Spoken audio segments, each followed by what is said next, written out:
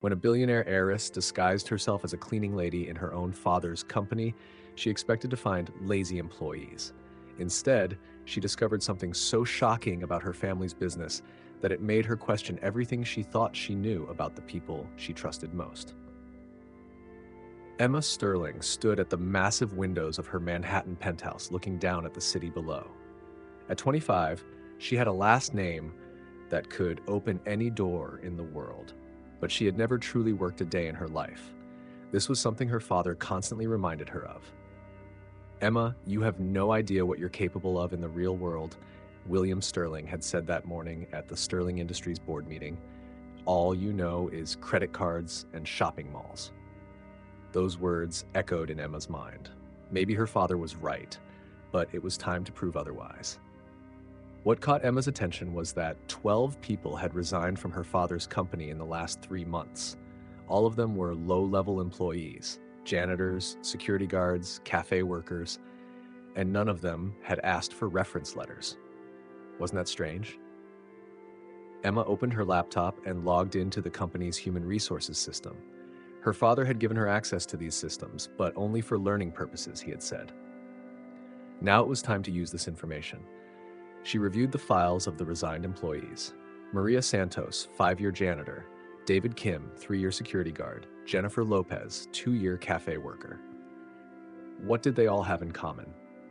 As Emma dug deeper, she noticed something strange. All these employees had started taking extra shifts before resigning, especially night shifts, and on the day they resigned, all their paychecks were much higher than normal. What does this mean? Emma murmured to herself. Her phone rang. Her father was calling. "Emma, there's a gala at the Conrad Hotel tomorrow night. I want to see you there. And please, wear something appropriate this time." "Dad, can I ask you a question about the layoffs at the company?" "These things don't concern you, Emma. You just focus on looking beautiful." The line went dead. Emma stared at the phone angrily. "Just look beautiful? We'll see about that." The next morning, after her father left for work, Emma sprang into action. She put on the plainest clothes she could find in her wardrobe: dark pants, a simple blouse. She tied her hair in a bun and put on her glasses. Looking in the mirror, she was no longer the Emma Sterling she recognized. She stood in front of the Sterling Industries building. The 30-story skyscraper was a symbol of power made of glass and steel. But now, for the first time, she was looking at it through the eyes of an employee.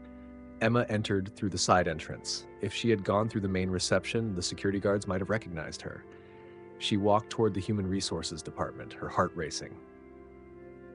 "Excuse me," she said to the woman at the reception desk. "I'd like to apply for a job, for a janitor position." The woman looked at her with surprise. "Your name?" "Emily Rodriguez," Emma said. "I recently moved nearby and I'm looking for work." The woman handed her a form. "Fill these out, but to be honest, we're not hiring many janitors right now. Too many people have resigned in the last few months." "Why did they resign?" Emma asked while filling out the form. The woman looked around, then lowered her voice. "I don't know, but strange things are happening here. People working night shifts, it's like they suddenly disappear." Emma's heart raced faster. "What do you mean?" "Nothing," the woman said quickly. "Forget what I said." That same evening, Emma started work as janitor Emily Rodriguez. Shift supervisor Jake was a stern-looking man in his 50s. He didn't smile once while giving Emma her uniform. "The rules are simple," he said in a monotone voice. "We start at 10 p.m., finish at 6 a.m. You leave personal items where they belong. You don't chat too much with coworkers. And most importantly," he paused, looking into Emma's eyes, "you forget everything you see." Emma's hair stood on end. "What do you mean?" "I don't mean anything. Just do your job, stay quiet, get paid, go home." She was introduced to the other janitors. Rosa, a 50-year-old woman with graying hair who had worked there for 20 years, always seemed alert. Miguel, a 22-year-old young man working nights to pay for university expenses, constantly looked worried and frequently checked his phone. "You're new," Rosa said, looking at Emma suspiciously. "This isn't an easy place, especially at night. You'll follow 3 rules here. Don't ask too many questions, don't go to the upper floors alone, and never go to the 18th floor." "Why?" Emma asked, unable to hide her curiosity. Rosa looked around and lowered her voice even more. Because some people who go there don't come back, and if you want to come back, you'll follow these rules. Emma knew what the 18th floor was, her father's private office and executive conference rooms. Which people don't come back? Did you know Maria Santos? Miguel suddenly asked. She worked here for 5 years. Last month, one night, she went to the 18th floor. The next day, they said she resigned, but... But what? Emma asked. Maria never made such sudden decisions, and before she resigned, she had started getting very scared. She was constantly looking over her shoulder, acting like someone was following her. Rosa warned Miguel. Enough, Miguel. Don't scare the new girl. But Emma was already scared, and her curiosity had increased. Throughout the night, Emma began to discover the building's true nature. The offices that looked modern and sterile during the day took on a completely different character at night. Neon lights flickered unsteadily. The sound of air conditioners seemed like humming. Long corridors seemed to stretch endlessly. Shadows took strange shapes. Emma was assigned to the 8th floor, the accounting department. While wiping desks, she glanced at filing cabinets. Most were normal-looking documents, but the labels on files in one cabinet caught her attention. Special transfers, personnel dispatch operations, emergency placements. She didn't dare open one of these files, but questions began forming in her mind. As it approached midnight, while Emma was working on the 15th floor, she began hearing strange sounds from above. At first, she thought they were just footsteps, but then she heard more clearly. Heavy boxes being moved, as if large items were changing places. Then elevator sounds, but who could be working at this hour? Unable to resist her curiosity, she left her cleaning cart and quietly went up the stairs. She stopped at the 16th floor, holding her breath. The sounds from above were becoming clearer. She went up to the 17th floor. This was the finance department, and it was completely dark. As she approached the 18th floor, the sounds became much clearer. "Shipment is tomorrow morning at 5, a familiar male voice was saying. This was Jake's voice, the shift supervisor. Everything must be ready. The client doesn't like delays. How many people this time? Asked another voice, younger. 5, all young and healthy. Files are ready, identities cleaned. The client will be very satisfied because this time we found exactly the profile they wanted. Emma's blood ran cold. What were they talking about? What could they mean by shipment? What about the new girl? Emily Rodriguez? Asked a third voice. Emma's heart stopped. Were they talking about her? We're watching her too. If she gets too curious, we'll make her a suitable offer as well. According to Rosa, she asks too many questions. Emma tried to get closer to the door to hear the conversation better, but her foot stepped on a creaking piece of wood. The voices inside suddenly stopped. Did you hear that? Yes, someone's outside. Emma panicked and ran to the stairs, her heart beating as if it would jump out of her chest. As she went down the stairs, she could hear footsteps following her. When she reached the 8th floor, she went to her cleaning cart and tried to act like she was working normally. A few minutes later, Jake came downstairs. Emily, how long have you been working here?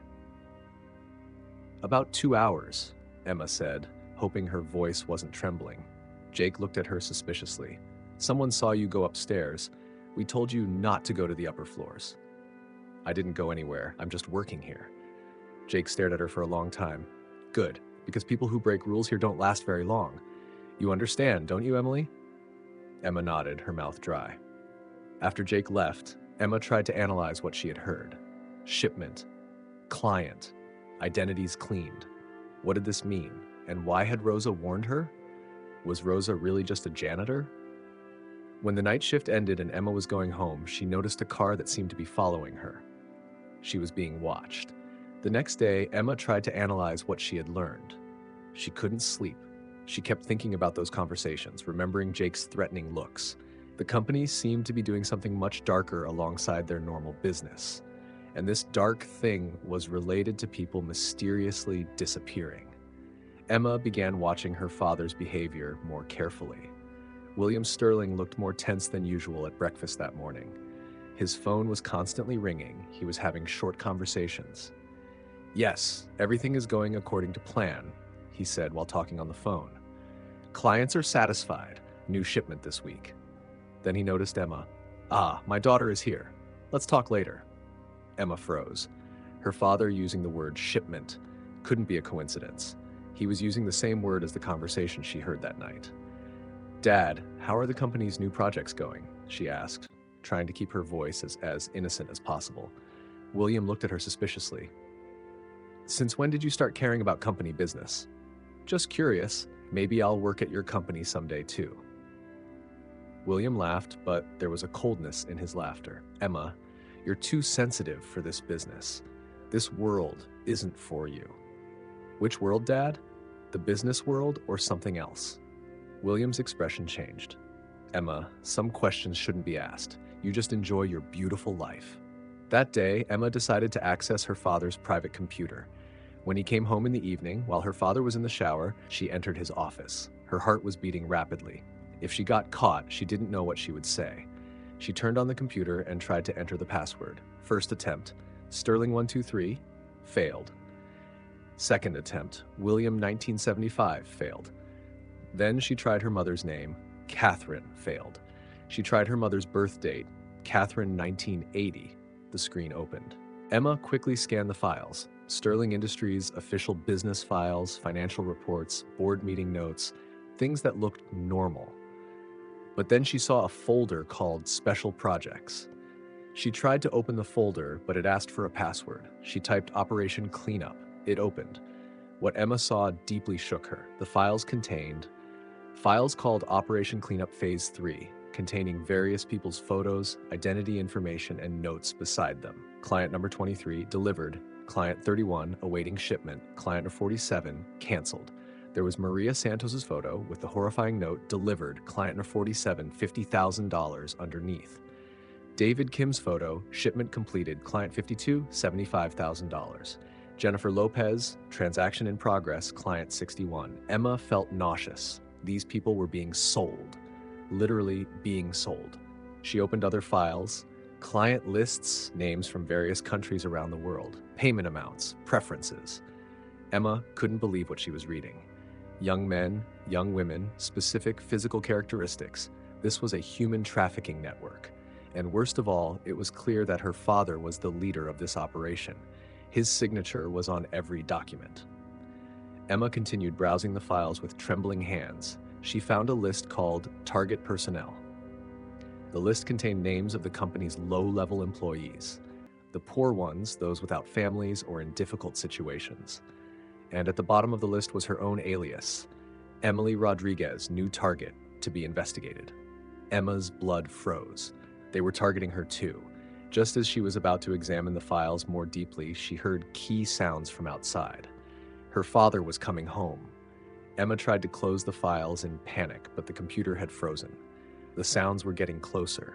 At the last moment, she managed to shut down the computer and ran to her room.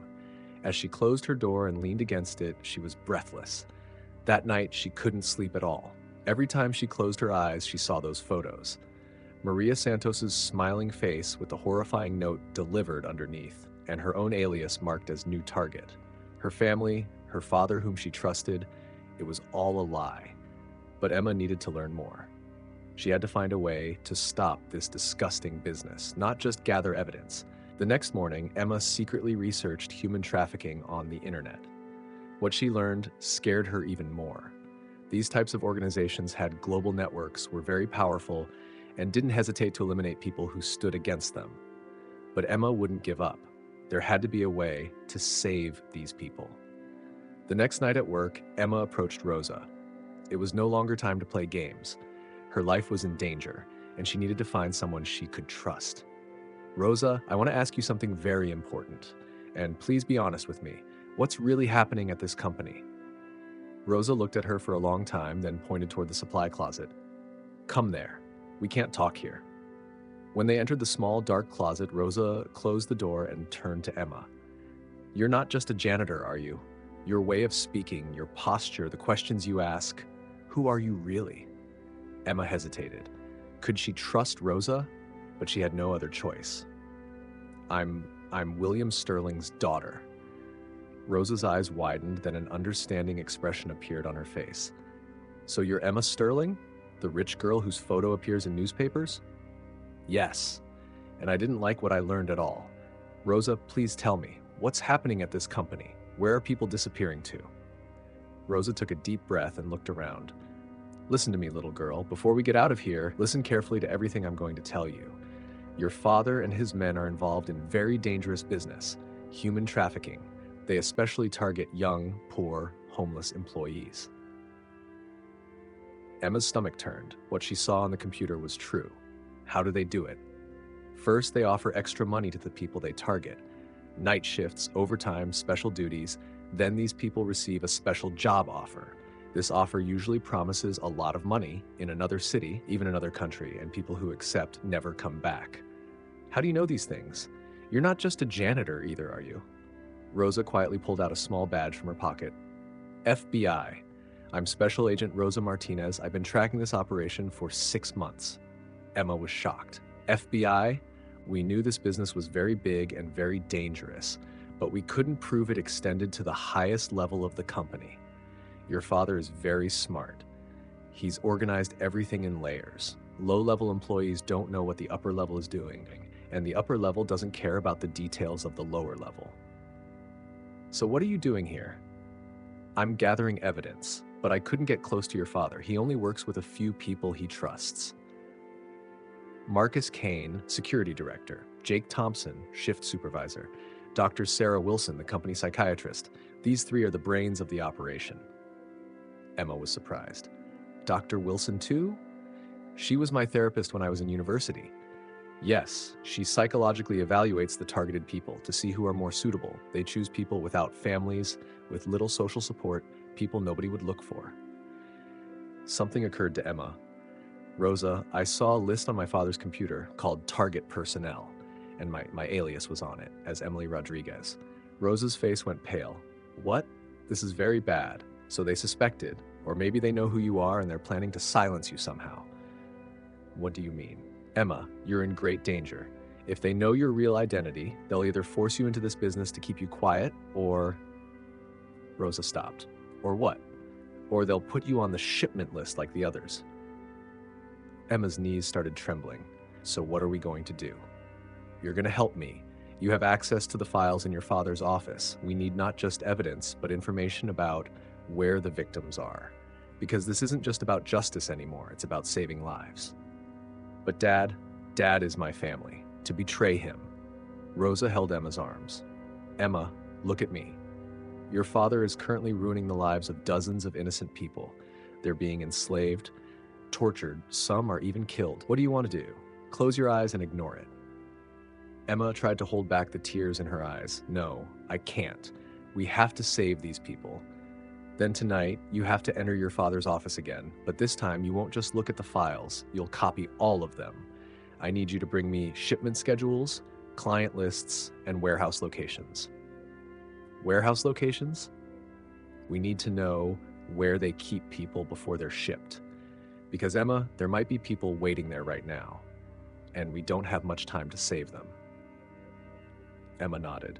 Now she was fighting not just for her own safety, but for the lives of innocent people who might be held somewhere right now. Okay, Rosa, I'll do it. But if I get caught, you won't get caught because I'll protect you. On the way home that night, Emma felt she was being followed again. The same black car, 2 blocks behind, turning with her at every corner. Rosa's words echoed in her ears. You're in great danger. When Emma arrived home, her father was sitting in the living room. He had come home earlier than usual. Emma, sit down. We need to talk about some things. Emma's heart raced, but she tried not to show anything on her face. About what, Dad? Someone from Human Resources saw you.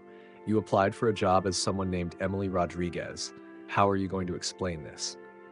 Emma was prepared for this question.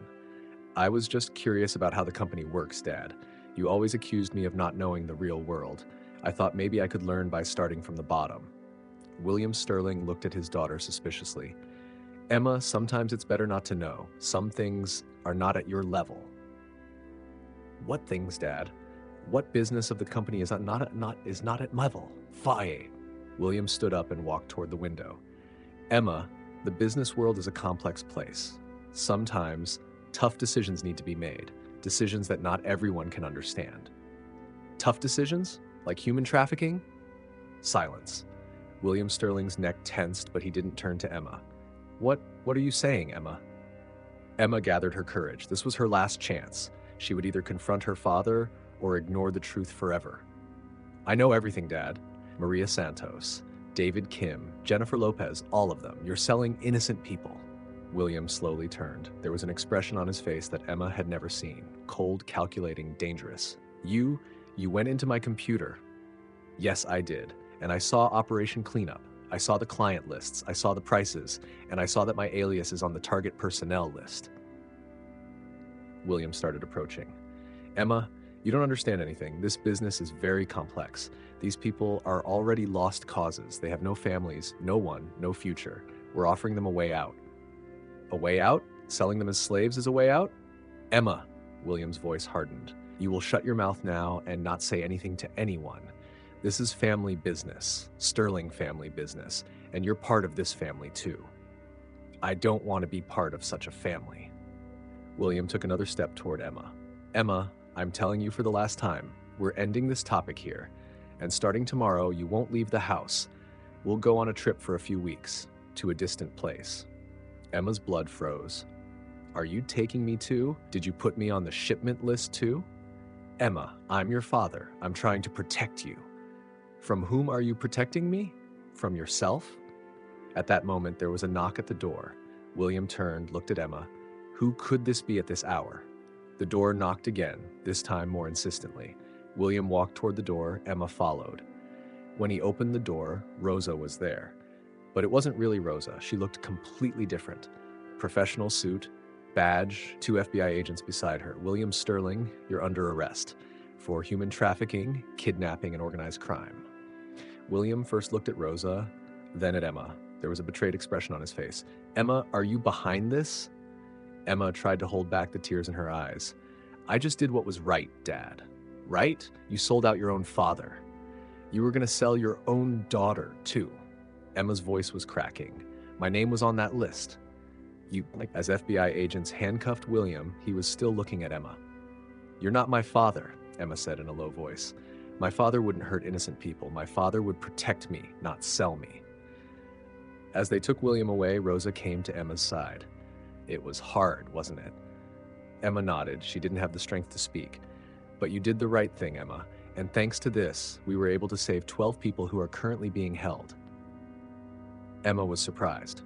12 people? Yes, with the information we got from your father's computer, we found the warehouse. Maria Santos was there too, still alive, all of them alive. For the first time in this long night, Emma felt real relief. Really? Really. You saved lives, Emma. 3 months later, Emma was holding her first meeting as the new CEO of Sterling Industries. But the company was no longer Sterling Industries. She had changed the name to Hope Foundation and now worked on protecting human rights and helping victimized people. Emma felt very different sitting at the head of the boardroom table. She was no longer looking at a world filled only with money and power. She saw a world where people's lives mattered, where everyone deserved respect. Our first agenda item, Emma said, is the rehabilitation programs for the victims we rescued.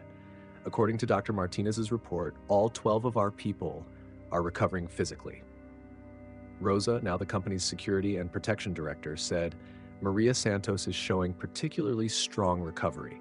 She even said she wants to work here, to help other victims. Emma smiled. That's wonderful.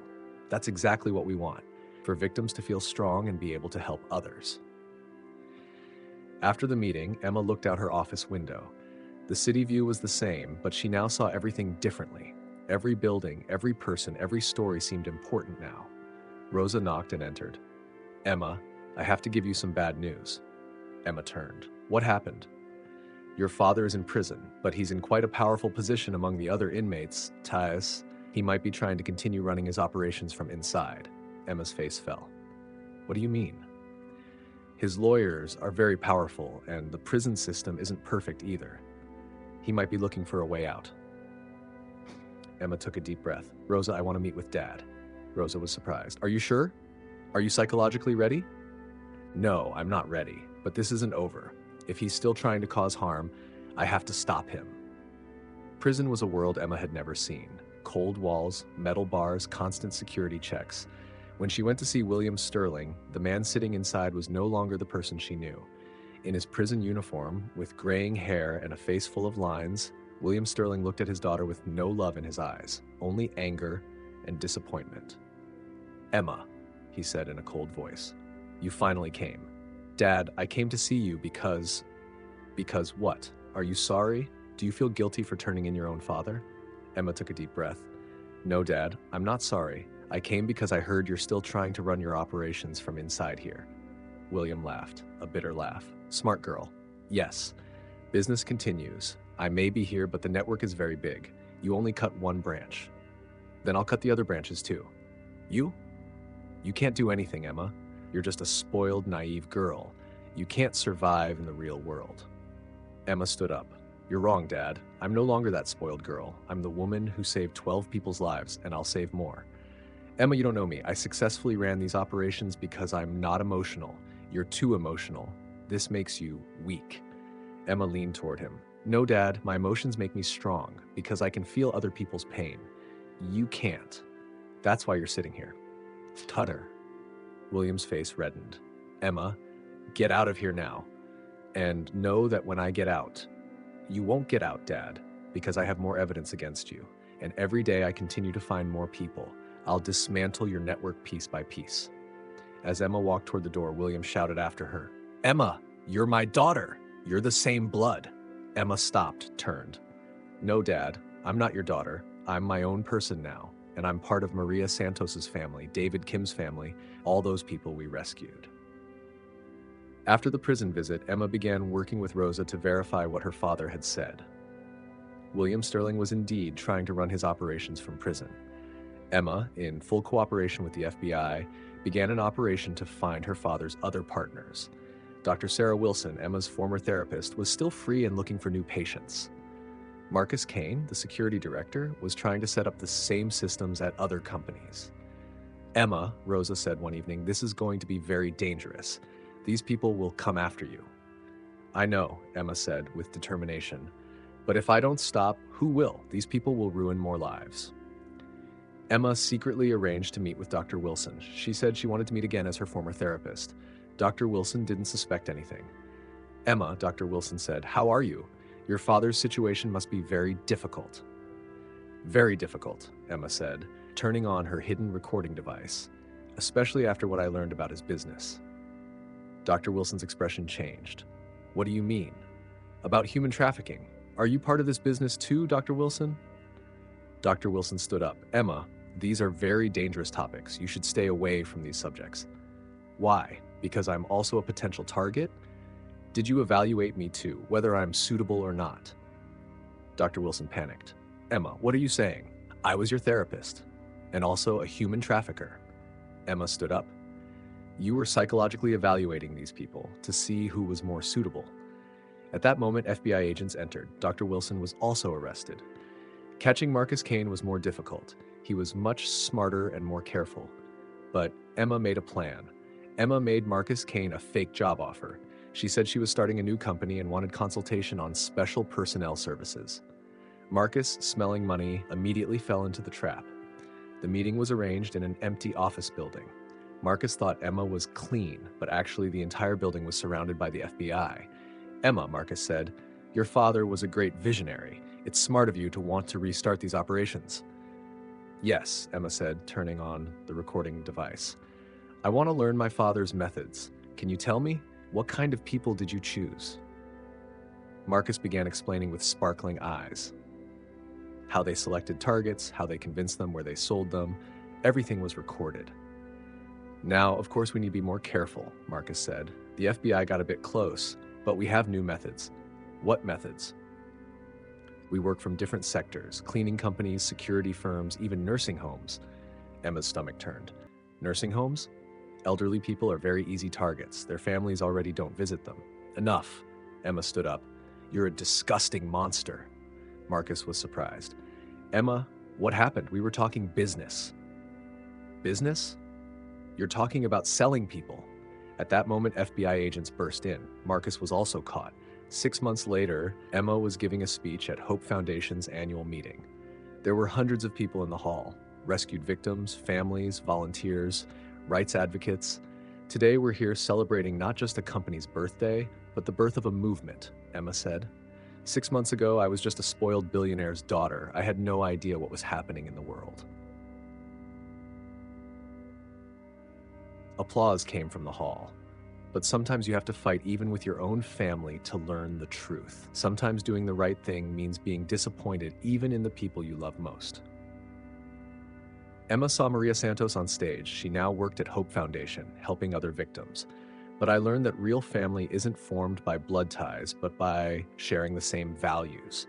Real power isn't crushing others, but lifting them up. Emma looked at the small sign she had placed on her desk. Real power is power used to protect others. My story ended very differently from the day when a billionaire heiress thought she would just find lazy employees at her father's company. Instead, she found that shocking truth that would make her question everything she knew about the people she trusted most. And this truth didn't just make her a better person, it also changed the world. Emma concluded her speech with these words: "Sometimes learning the truth hurts, but doing the right thing always makes you feel stronger." My story shows that who we are isn't determined by where we come from, but by what we choose to do. Everyone in the hall stood up and applauded. Emma wiped the tears from her eyes. She now had a life she could truly be proud of. And that day, Emma Sterling hadn't just cleaned, she had also left the world a little cleaner. Emma's story teaches us this: sometimes our greatest enemies are the people closest to us. But true courage is doing the right thing even when the people you love are wrong, because true love isn't blindly supporting each other, but encouraging each other to become better people.